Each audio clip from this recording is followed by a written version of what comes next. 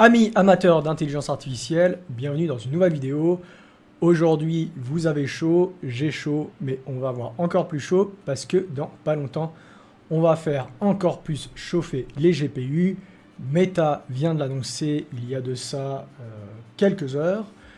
Llama version 2 est sorti. Llama, donc le modèle linguistique de Meta, concurrent de systèmes comme ChatGPT par exemple. Et le premier Llama, la première version, avait fait grand bruit et avait permis, puisqu'il est open source et cette version 2 est aussi open source, la version 1 avait permis de faire émerger plein de différents modèles open source dont on a parlé, par exemple Stable Vicuna. Et donc on a la version 2 qui sort, on va regarder ça rapidement puisqu'on a déjà des informations, et puis ensuite on verra dans quelques jours comment, quand on aura accès au modèle, pour le tester nous-mêmes. En attendant, générique.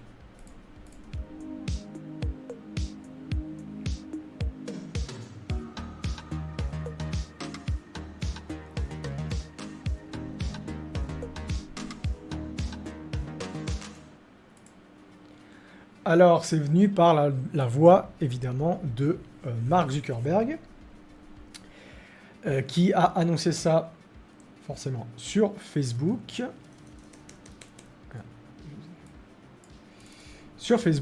Et qui nous dit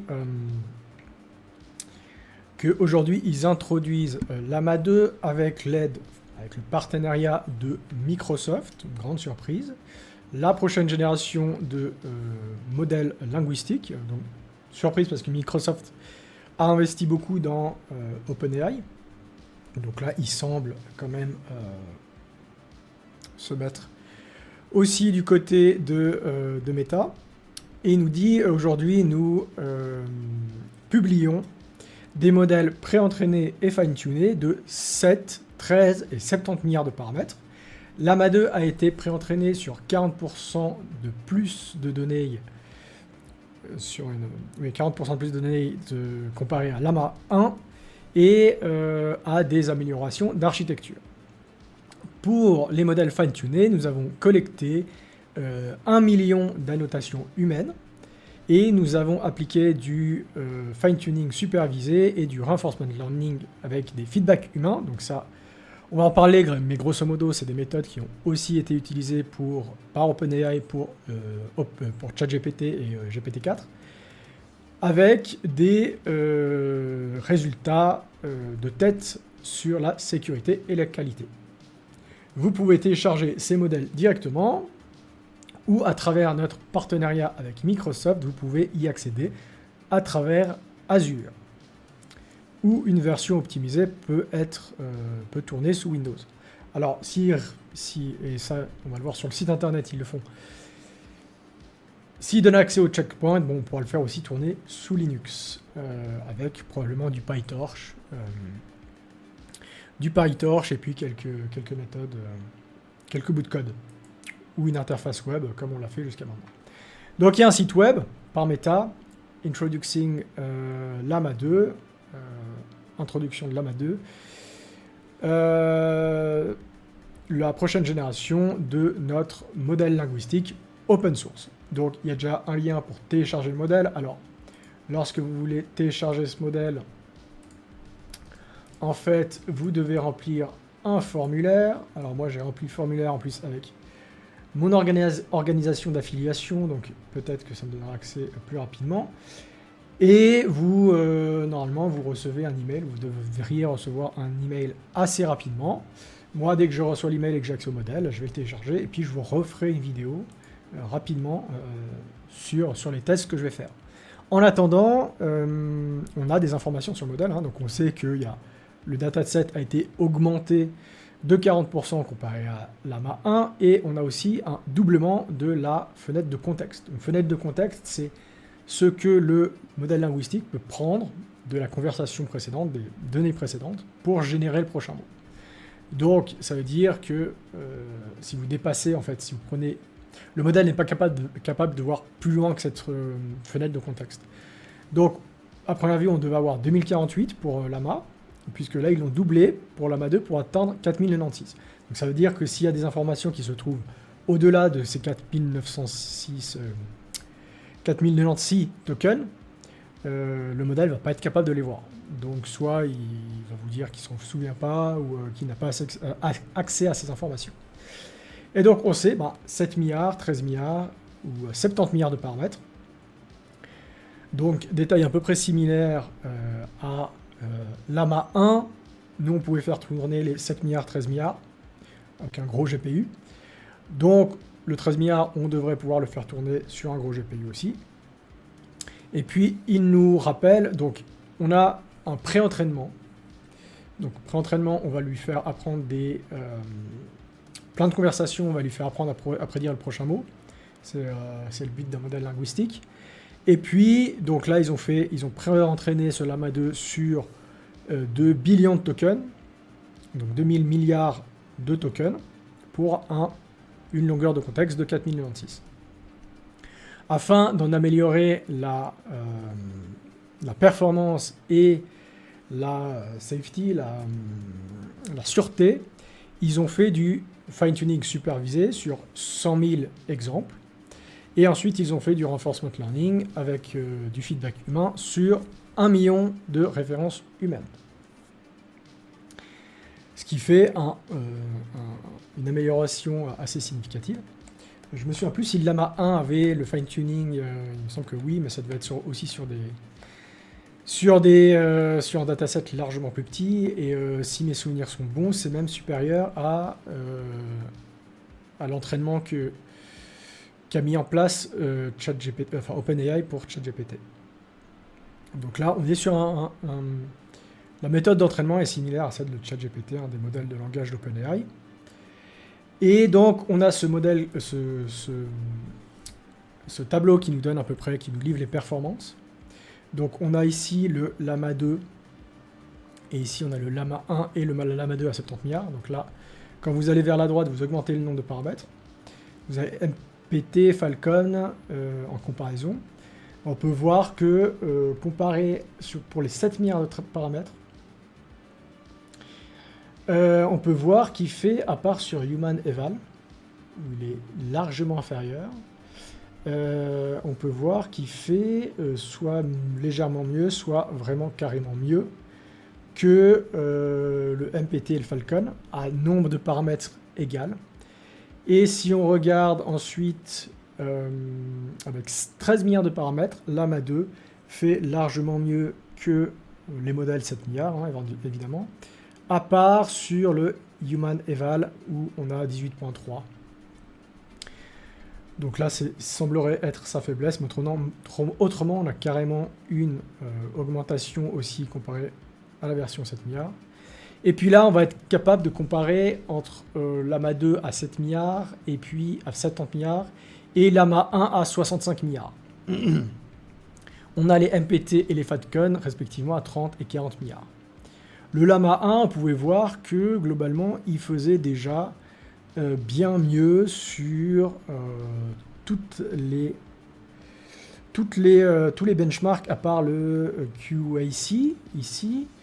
Et on peut voir que le Llama 2, comparé déjà à Llama 1, on a une augmentation sur non, juste sur le Bull Q, où il est légèrement inférieur.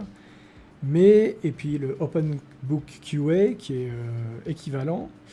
Mais autrement, on a une significative augmentation. Comparé au modèle 30 milliards et 40 milliards MPT Falcon, on a, et là c'est logique, une augmentation, et une large augmentation des fois sur sur tous les benchmarks. Donc là, on a une très très bonne augmentation. Nous, ce qui aurait été intéressant, c'est de comparer ça à GPT-4 d'OpenAI, par exemple. Après, le fait que OpenAI que ChatGPT et GPT-4 ne soient pas open source rend peut-être plus difficile de créer une campagne d'évaluation.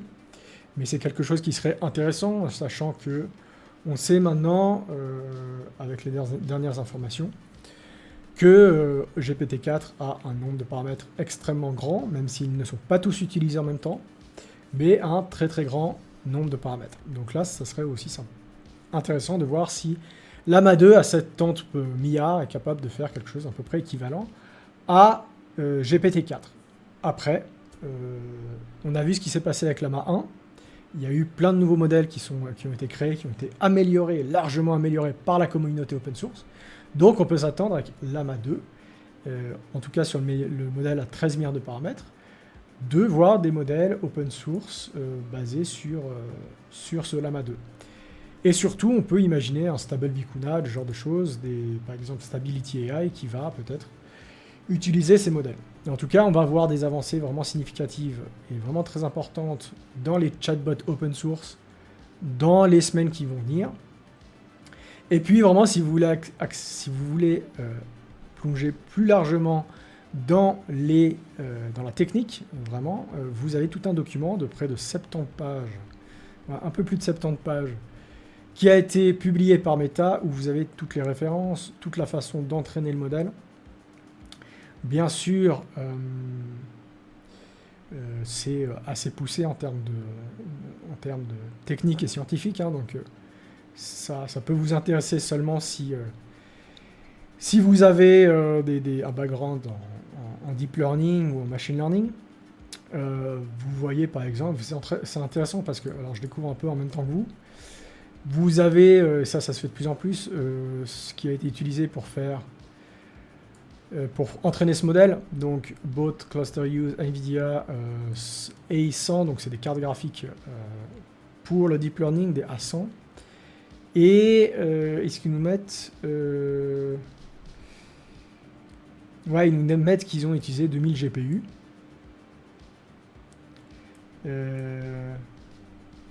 Et puis, où est-ce qu'ils vont vraiment utiliser 2000 GPU?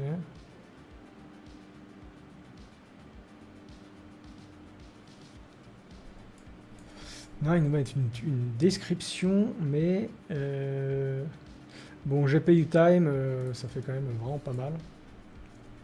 En heures, ça fait vraiment très très long. Donc bon, le budget, on a vu que pour GPT-4, le budget, en tout cas pour entraîner ce genre de... On a une estimation pour entraîner GPT-4 qui était à peu près de plusieurs dizaines de millions. Donc bon, là, on est probablement dans quelque chose d'assez similaire, même si le modèle est quand même significativement plus petit.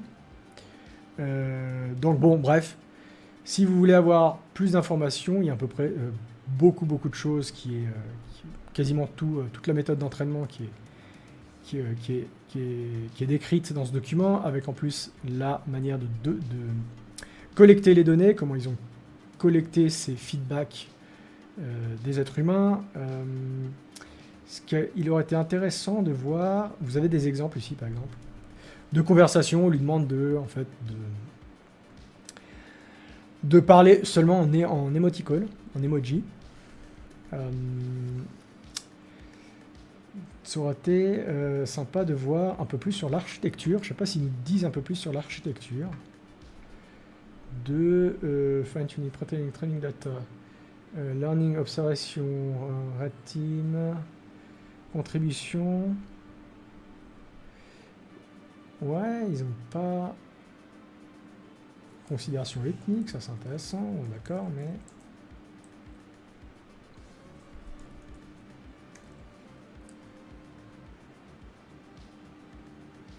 Est-ce qu'on a un peu plus sur l'architecture? We adopt most of the pre-training setting on model architecture from Llama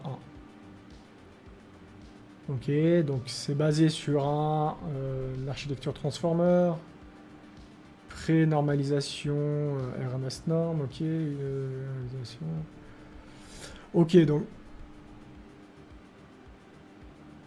apparemment c'est une sorte de variation de Llama 1, mais l'architecture est aussi basée sur des transformers. Donc ça semble être vraiment l'amélioration, ça semble plutôt être basé sur sur la collecte des données, parce qu'au niveau architecture, pour l'instant, on ne voit pas tellement de différence. Alors on n'a pas le même nombre de paramètres, donc on peut imaginer qu'ils ont soit rajouté des couches, soit augmenté des channels ou quelque chose comme ça. Mais globalement, c'est la même architecture, un peu surboostée pour la version 70 milliards. De nouveau, si vous voulez avoir accès, n'hésitez pas à remplir le formulaire. Et ensuite, de toute façon, je pense que du moment que les gens auront téléchargé ça et qui vont un peu les distribuer, forcément, on aura facilement accès via Hugging Face ou d'autres plateformes. Voilà, c'était pour l'AMA 2. Et ben, c'était une belle annonce. C'est une annonce importante pour la communauté du libre et la communauté de l'IA open source et des modèles linguistiques open source. On s'attend d'ici quelques jours, à quelques semaines, à voir ce Llama 2 intégré dans les frameworks open source et dans les assistants libres et open source. Moi, en attendant, je vous dis, on va très rapidement faire une vidéo sur ce modèle une fois qu'on l'aura intégré. Et je vous dis, en attendant, n'oubliez pas de vous abonner à la chaîne, d'activer la cloche si vous voulez faire vivre un peu cette chaîne, postez un commentaire, suivez-moi sur les réseaux sociaux et rejoignez le Discord. Et puis, à la prochaine pour une prochaine vidéo. Ciao!